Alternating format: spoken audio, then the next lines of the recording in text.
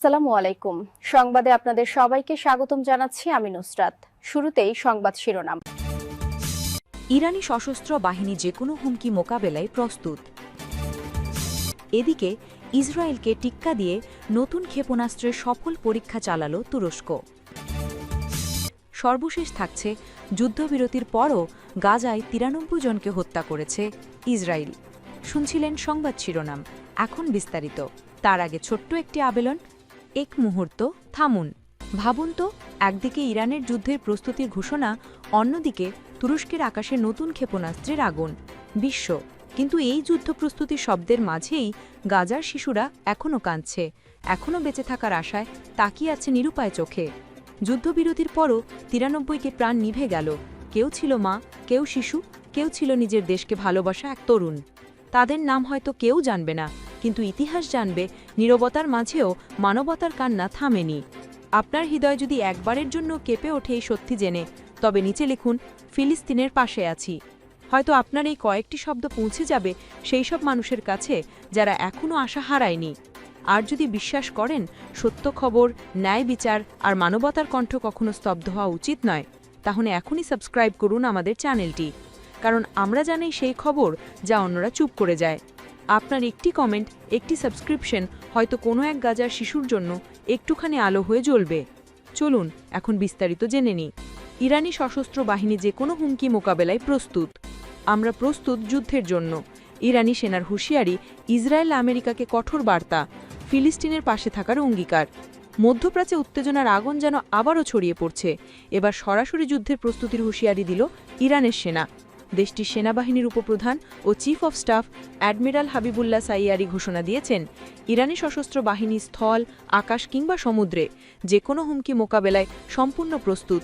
বিশেষ করে ইসরায়েল ও যুক্তরাষ্ট্রের যে কোনো আগ্রাসী পদক্ষেপের জবাব দিতে আমরা মুহূর্তেই প্রস্তুত।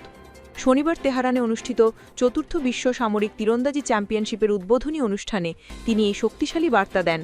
তার এই মন্তব্যে নতুন করে আলোচনায় এসেছে মধ্যপ্রাচ্যের টানটাং পরিস্থিতি, বিশেষ করে ফিলিস্তিনে ইসরায়েলি দমন নিপীড়নের প্রেক্ষাপটে ইরানের অবস্থান। অ্যাডমিরাল সাইয়ারি বলেন, আমাদের সেনাবাহিনী দেশের সেরা যুবকদের মধ্য থেকে বাছাই করা হয়। তারা শুধু প্রশিক্ষিত নয়, বরং বিশ্বাস, মনোবল ও দেশপ্রেমে অনন্য। শত্রু যদি আমাদের ভূমি, আকাশ কিংবা সমুদ্রে আগ্রাসন ঘটায়, ইরানি সেনারা তাদের জন্য প্রস্তুত। তিনি আরও যোগ করেন, ইরানকে ছোট করে দেখার দিন শেষ। আমরা জানি আমেরিকা ও ইসরায়েলের হুমকি নতুন কিছু নয়, কিন্তু মনে রাখবেন, আমরা সেই জাতি যারা নিজেদের বিশ্বাস ও সংস্কৃতির জন্য মৃত্যুকেও ভয় পায় না।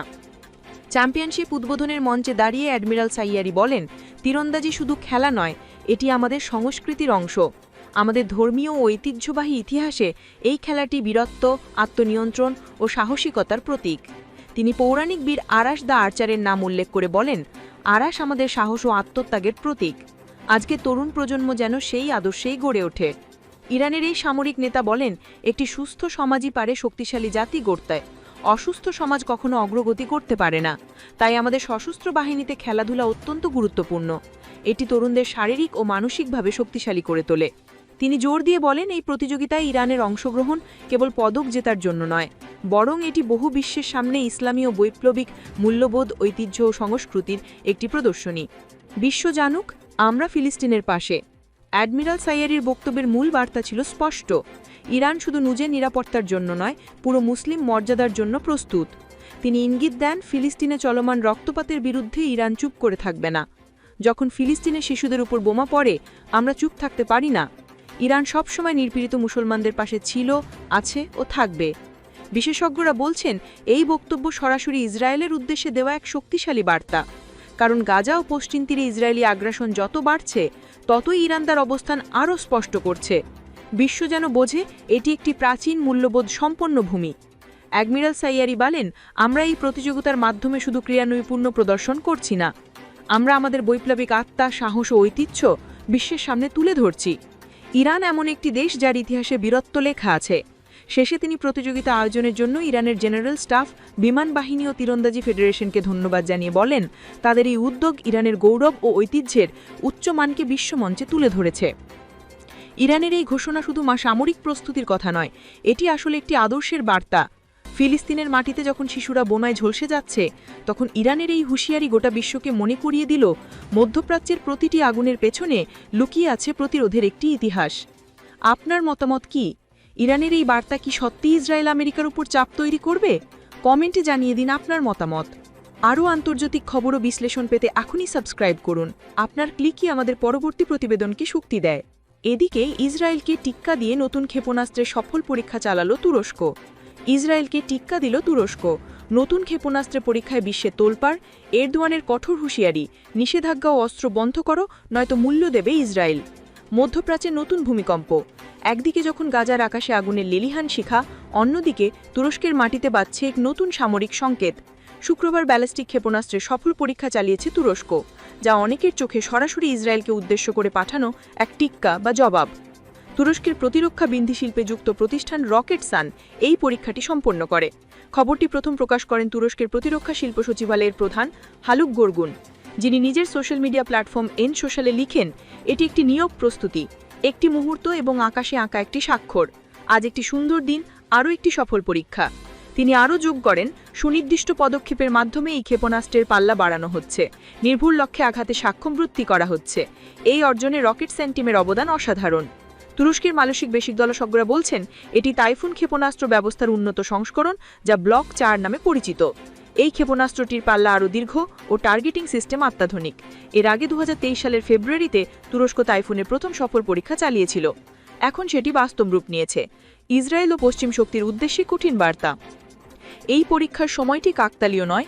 গাজায় যখন ইসরায়েলি হামলায় নিরীহ ফিলিস্তিনিরা রক্তাক্ত, ঠিক তখনই তুরস্কের এই সাফল্য যেন পরিচিত মাটি উদ্দেশ্য করে পাঠানো এক টিক্কা বা জবাব। আঙ্কারের রাজনৈতিক মহল বলছে, এটি কেবল মানবিক প্রস্তুতি নয়, বরং এক প্রতীকী প্রতিরোধ। তুরস্ক সরাসরি না বললেও বার্তা স্পষ্ট, ইসরায়েল একা নয়, ফিলিস্তিনের পক্ষে এখন নতুন এক শক্তির আগমন। এরদোয়ানের তীব্র হুঁশিয়ারি, চাপ প্রয়োগ করো নয়তো ফল ভোগ করো। তুরস্কের প্রেসিডেন্ট রেসেপ তাইয়েপ এরদোয়ান 3 দিনের উপসাগরীয় পর্যায় শেষে দেশে ফেরার পথে জনসম্বোধনী বলেন, ইসরায়েলকে তার প্রতিশ্রুতি মানতে হবে, নিষেধাজ্ঞা ও অস্ত্রবন্ধ বিন্দির মাধ্যমে। তিনি জানান, তুরস্ক ইতিমধ্যে এই লক্ষ্যে পদক্ষেপ নিচ্ছে এবং তা অব্যাহত থাকবে। আমরা চাই বিশ্ব একসঙ্গে দাঁড়াক, এখন কথার নয় কাজের সময়। এরদোয়ান আরও ঘোষণা করেন, গাজার জন্য যা যা প্রয়োজন তুরস্ক তাই করবে। আমরা মানবিক সহায়তা, পুনর্গঠন এবং আন্তর্জাতিক আইনি চাপ সবকিছুই চালিয়ে যাব। তিনি বলেন, গাজা ইসলামিক বিশ্বের জন্য এক বড় পরীক্ষা। এর পুনর্জাগরণ ঐক্য ছাড়া সম্ভব নয়। তুরস্ক, মিশর ও উপসাগরীয় দেশগুলোকে এক হয়ে কাজ করতে হবে। গাজার মানবিক সংকট মোকাবেলায় তুরস্ক ইতিমধ্যে বিপুল সহায়তা পাঠিয়েছে। এরদোয়ান জানান, আমাদের 17তম কাইন্ডনেস শিপ ইতিমধ্যে লিরিশ বন্দরে পৌঁছেছে। সরকার ও বেসরকারি সংগঠনের ট্রাক ভর্তি সাহায্য গাজায় পাঠানো হচ্ছে। আমরা কখনো থামব না। এদিকে ইসরায়েলের প্রধানমন্ত্রী বেঞ্জামিন নেতানিয়াহু সম্প্রতি তুর্কি সেনাবাহিনীর সম্ভাব্য গাজা উপস্থিতি নিয়ে আপত্তি জানালে এরদোয়ান জবাব দেন, গাজায় কিভাবে সহযোগিতা করা হবে তা আমরা নির্ধারণ করব, ইসরায়েলের অনুমতির প্রয়োজন নেই। রকেটসানের প্রধান মুরাত একিনজি কয়েক মাস আগে জানিয়েছিলেন, টাইফুন ক্ষেপণাস্ত্রের উন্নত সংস্করণ ব্লক 4 শীঘ্রই পরীক্ষা করা হবে। এখন সেটি বাস্তব রূপ নিয়েছে। এই ক্ষেপণাস্ত্রটি উন্নত সেন্সর, নির্ভুল টার্গেটিং ও বহুস্তরীয় প্রতিরক্ষা ভেদ করতে সক্ষম। অর্থাৎ শুধু প্রতিরক্ষামূলক নয়, এটি একটি প্রতিরোধ বার্তা, বিশেষ করে ইসরায়েল ও তার মিত্রদের জন্য। ফিলিস্তিনের পাশে তুরস্ক। 2023 সালে 7 অক্টোবর থেকে শুরু হওয়া ইসরায়েলি আগ্রাসনের পর থেকেই তুরস্ক ফিলিস্তিনের পক্ষে সবচেয়ে সরব দেশগুলোর একটি। কূটনৈতিক প্রচেষ্টা, মানবিক সহায়তা ও যুদ্ধবিরতির দাবি সব ক্ষেত্রেই তুরস্ক নেতৃত্ব দিচ্ছে। এরদোয়ানের সাম্প্রতিক মন্তব্যে স্পষ্ট, তিনি কেবল কূটনীতি নয়, প্রয়োজনীয় হলে সামরিক প্রতিরোধের প্রস্তুতি নিচ্ছেন। তুরস্কের এই সফল ক্ষেপণাস্ত্র পরীক্ষা এখন শুধুমাত্র প্রযুক্তির অর্জন নয়, এটি একটি প্রতিবাদের প্রতীক। যেখানে গাজার শিশুরা বাঁচার আশায় তাকিয়ে আছে, সেখানে তুরস্কেরই শক্তি প্রদর্শন ইসরায়েলের উপর এক স্পষ্ট বার্তা, তোমরা আগুন নিয়ে খেলছো আর আমরা তার নেভাতে নয় প্রতিরোধে নামব। আপনার মতামত কি? তুরস্কের এই ক্ষেপণাস্ত্র পরীক্ষা কি ইসরায়েলের বিরুদ্ধে নতুন শক্তির বার্তা? কমেন্টে লিখে জানান আপনার মতামত।